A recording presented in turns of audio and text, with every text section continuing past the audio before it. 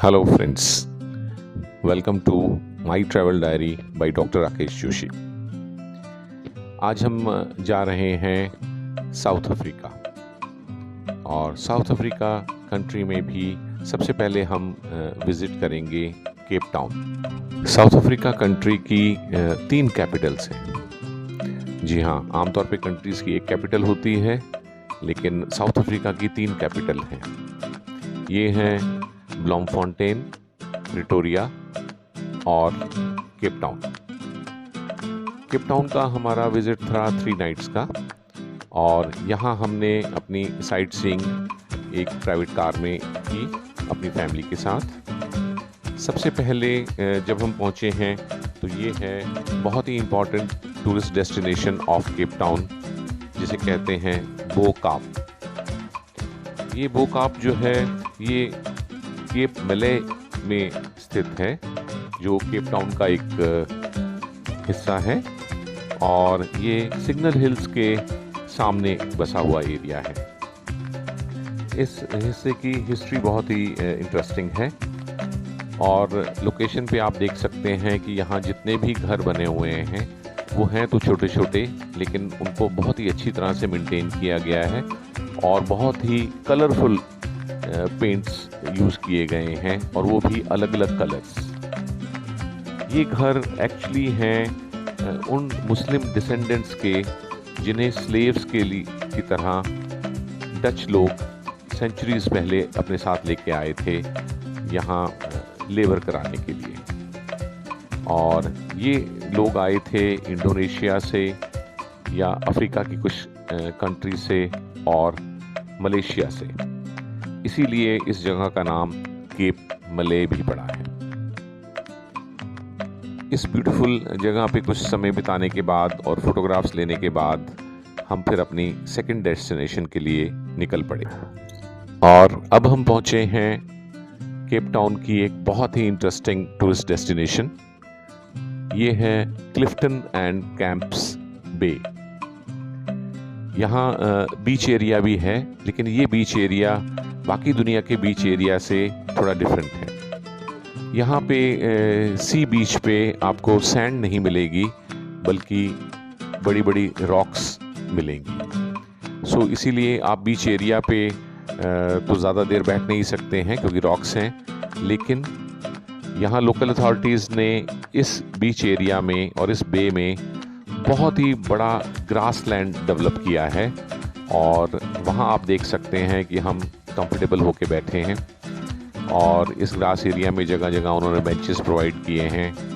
Background में hills हैं और सामने समुंदर है। तो ये बहुत ही इंटरेस्टिंग स्पेस है केप टाउन का, जहाँ आपको ठंड के दौरान ठंडी ठंडी हवाएं समुद्र से आती हैं और एक तरफ पहाड़ है, बट यहाँ आप काफ़ी घंटे शांति से बिता सकते हैं। हालांकि यहाँ नॉर्मल बीच वाला स्विम करने का कोई चांस नहीं है, लेकिन फिर भी ये समय बहुत ही इंटरेस्टिंग भी था। इसके बाद हम आगे बढ़ चले अपनी थर्ड डेस्टिनेशन के लिए, फर्स्ट डे की। क्लिफ्टन बे से सामने ही वॉकिंग डिस्टेंस पे है विक्टोरिया एंड एल्फ्रेड वाटरफ्रंट। ये किसी समय पे फिशिंग एरिया हुआ करता था लोकल फिशरमैन के लिए, लेकिन आजकल ये केप टाउन का सबसे इंटरेस्टिंग टूरिस्ट डेस्टिनेशन है, क्योंकि यहाँ एंटर करते ही सबसे पहले आता है शॉपिंग एरिया, जो कि एक मॉल की तरह है, और उसके बाद शुरू हो जाता है एंटरटेनमेंट एरिया।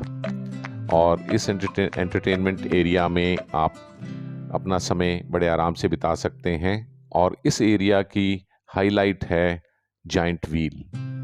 जी हाँ, यहाँ का हाईलाइट था जाइंट व्हील, और ये जाइंट व्हील बहुत ही इंटरेस्टिंग कुपे फॉर्म में बने हुए केबिन्स में ऊपर घूमता है। इसमें आप अपनी फैमिली के साथ इंडिविजुअली एक पूरा केबिन हायर कर सकते हैं, और अगर आप वीआईपी कुपे लेते हैं तो फिर आपको ये राइड लेने से पहले बहुत ही वीआईपीज़ की तरह एंटरटेन किया जाता है। और शैम्पेन जैसे आप देख सकते हैं ऑफ़र की जाती है और उसके बाद शुरू होती है ये 15 मिनट की ride in your own cabin. फिर जब आप ऊपर होते हैं इस व्हील में तो आपको लगभग पूरा ही Cape Town city, bay area, सभी कुछ बहुत अच्छे से क्लियरली दिखाई देता है। ये जाइंट व्हील राइड बहुत ही इंटरेस्टिंग रही और बहुत ही कंफर्टेबल राइड थी। इसे हमने बहुत एंजॉय किया। विक्टोरिया वाटरफ्रंट में जाइंट व्हील एंजॉय करने के बाद अब हम निकल पड़े हैं आज की हमारी लास्ट डेस्टिनेशन, जो कि केप टाउन की सबसे ज़्यादा विजिटेड टूरिस्ट अट्रैक्शन है, और ये है टेबल माउंटेन। ये माउंटेन आपको केप टाउन के ज़्यादातर हिस्सों से विजिबल होता है, क्योंकि इसकी ऊंचाई करीब करीब 1090 मीटर्स के करीब है।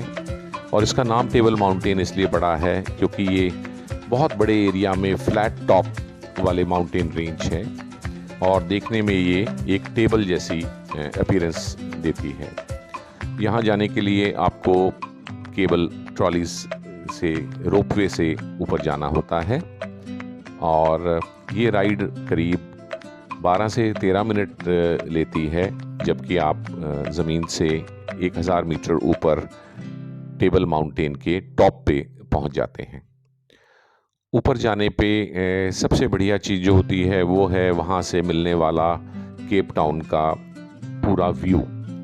एक तरफ समुंदर और दूसरी तरफ सिटी की बिल्डिंग्स, और आप एक बर्ड्स आई व्यू यहाँ से पूरे केप टाउन शहर का पा सकते हैं। इसी के साथ साथ यहाँ ऊपर काफ़ी अच्छे रेस्टोरेंट्स भी हैं जहाँ कॉन्टिनेंटल फूड अवेलेबल हैं, ड्रिंक्स अवेलेबल हैं, और साथ ही आप विज़िट कर सकते हैं टेबल माउंटेन नेशनल पार्क। इस नेशनल पार्क में बहुत ही इंटरेस्टिंग फौना और फ्लोरा की कलेक्शन है, और यहाँ पे करीब 1.5 घंटा बिताने के बाद फिर हम टेबल माउंटेन से नीचे आ गए और वापस अपने होटल आ गए। हमारा फर्स्ट डे काफ़ी टायरिंग और काफ़ी फुलफिलिंग रहा। कल हम जाएंगे उन डेस्टिनेशंस को देखने जो केप टाउन शहर के आसपास हैं, करीब 50 to 60 किलोमीटर रेडियस में। So friends, tomorrow we'll be showing you part 2 of Cape Town visit. Thank you for watching.